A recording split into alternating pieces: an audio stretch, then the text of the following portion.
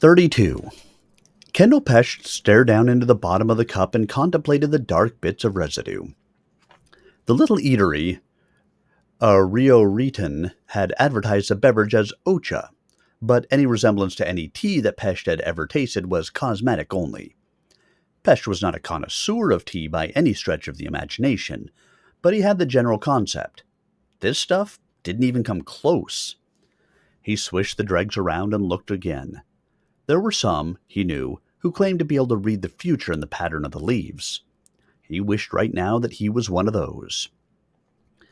Pesh looked up from his cup and scanned the other clients of the small eating place.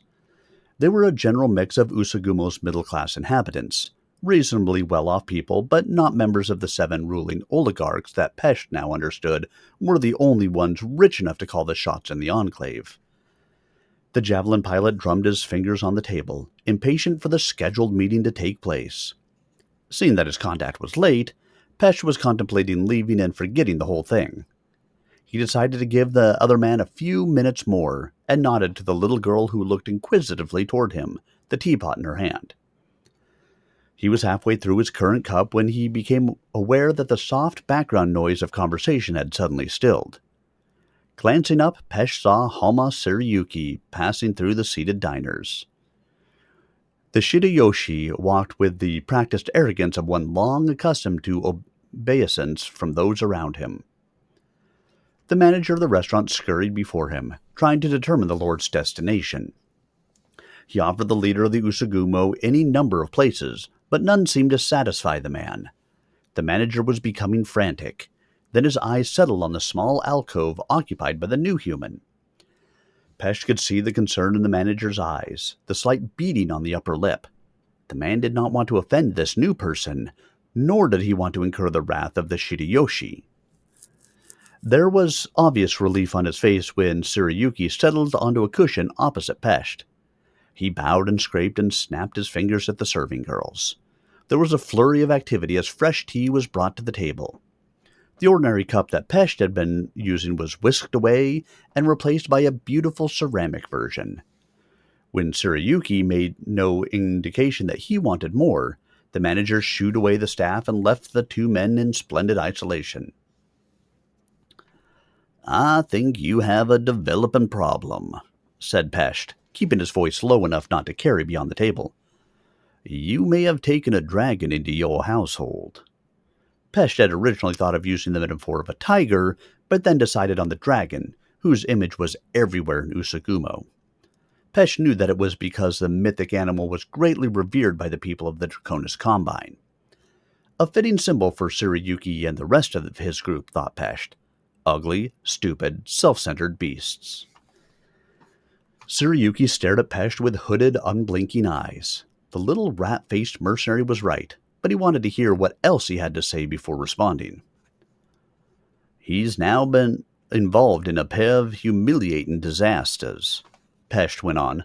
"I'm not sure how much longer you'll be able to deal with him, and he has other problems and interests as well."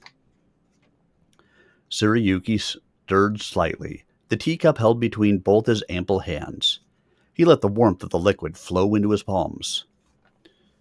"I do not understand how your organization functions," he said, his voice dreamy as if he were speaking to himself rather than his host. "There seems to be no visible hierarchy within your unit.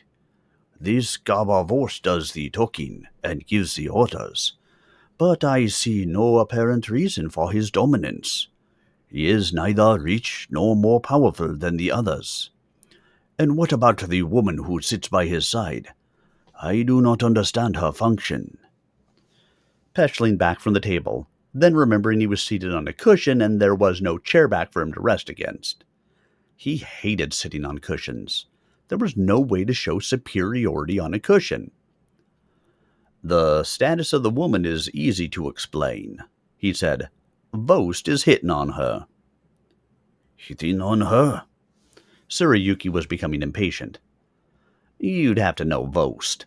He'll chase anything female, and the chase is more fun than the capture. He's got the hots for Hoond, and she's holding out. At least holding out most of the time. That drives him crazy. She is along with the meetings because he wants to stroke her."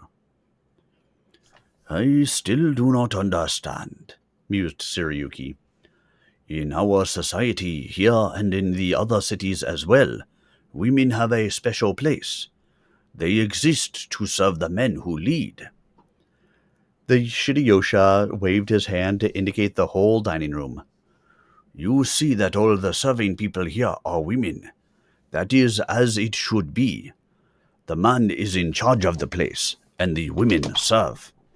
Even the women eating here are to serve the men they accompany.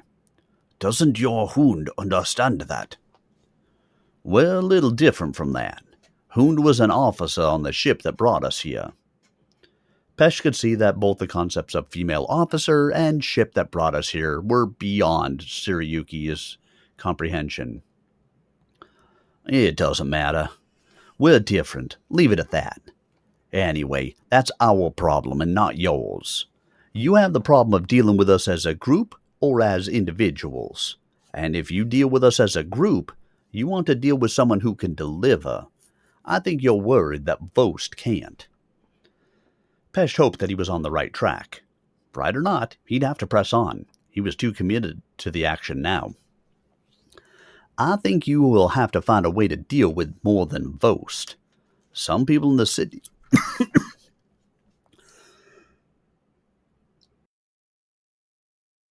Some people in the city may not be completely enthusiastic about this situation. Sirayuki knew that the little rat-faced man was absolutely correct. The leaders of the 7 oligarchies had been decidedly cool at their last meeting. They'd been especially frosty when Sirayuki explained that They'd been especially frosty when Sirayuki explained what the mercenaries wanted and how they were to be paid. It was obvious that the leaders of the oligarchies had made contact with at least one of the other mercenaries and were trying to do better. The Shirayosha was elected as leader of Usagumo by the votes of the 7 oligarchy leaders.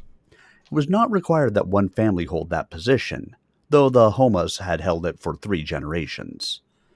That they'd been able to hold on to the position for so long was a measure of their cleverness and their ability to split the other factions. But it wasn't cast in iron that it would continue so. Sirayuki had a son who could win the position, but the Shirayosha would have to be careful. "You have, perhaps, a solution in mind?"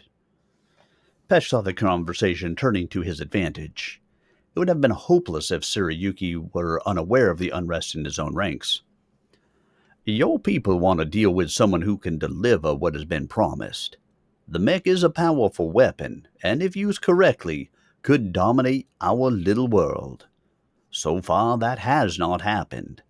The people on your council want to see something better." "Who are these people you speak of? Do they have names? Do they have faces?" "That's not really important. See, I'm on your side. I want to work with you. As far as I'm concerned, you're the one who has the power. What you need is someone who can deliver and show these stooges what really works. And if they give us any trouble, we have the power to snuff them." "I'm still not sure what you want or how you want to do it. You must understand my position. I am very weak compared to the others. I have no voice on the council when it's time to make a decision. All I can do is propose a course of action, and then they decide. I am powerless." "That's a crock. I've been asking around. You're the richest man in Usagumo. You may not have a vote, but you have the money to buy any votes you need. That's how you've maintained control all these years. You and your family." "It is true that I am rich, but in wealth is also weakness. I can be overturned at any time." "Another crock. You are the one who controls iron production here. I know that. Seagroves hasn't figured out that gold has little value and iron is everything. There's not much of it. Maybe it's just that you've kept it rare, so you have the power. I've done my homework. That's why I'm dealing with you and not one of the other dweebs. Let's cut the bull and get to the bottom line.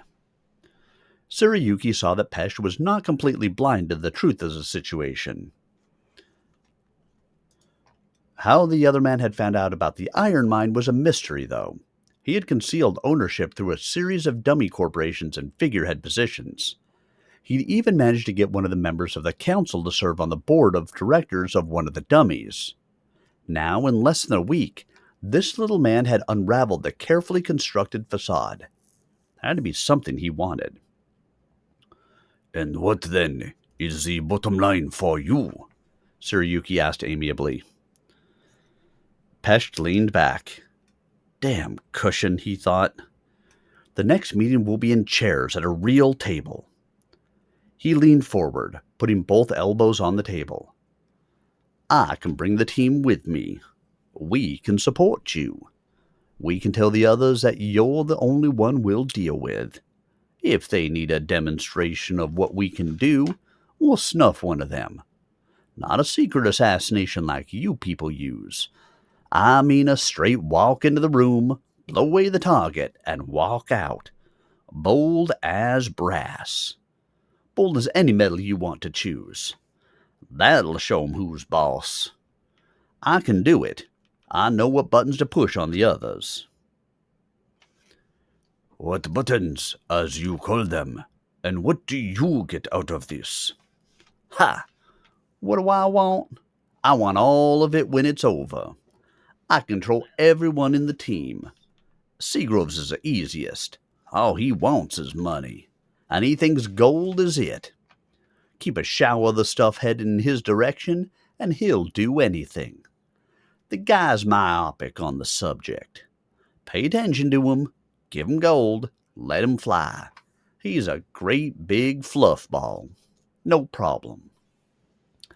Boast is easy too. I've been with him for almost 6 months, and there's only one thing he wants. Women. And the more, the better. The idea that women are servants is right up his alley. He chases every woman he sees.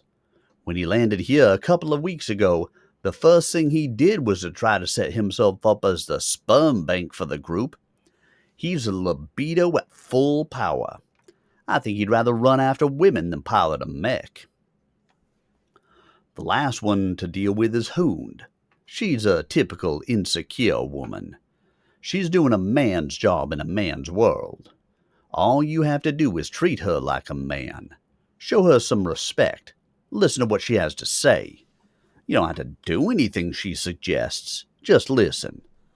That was the trouble with the female mech jockey we had. Vost wouldn't listen to her. She left. Left and took one of the mechs with her. Stupid move on both their parts. I wouldn't have left her behind. I'd have killed her first. Those are the buttons to push on them. The technicians will do what they're told. They take orders. All they want is to tinker with the mechs and keep them running. As long as the pilots don't bend the mechs too badly, they'll be happy. You still haven't told me what you want. You said all of it, and I haven't heard the all yet. Pesh smiled and slid even closer to SirArminius. I want to be the next Shidayosha. I know it's supposed to go to your son, but I want it. So adopt me. I know it's possible. It's time for a transfusion of some new blood into the system.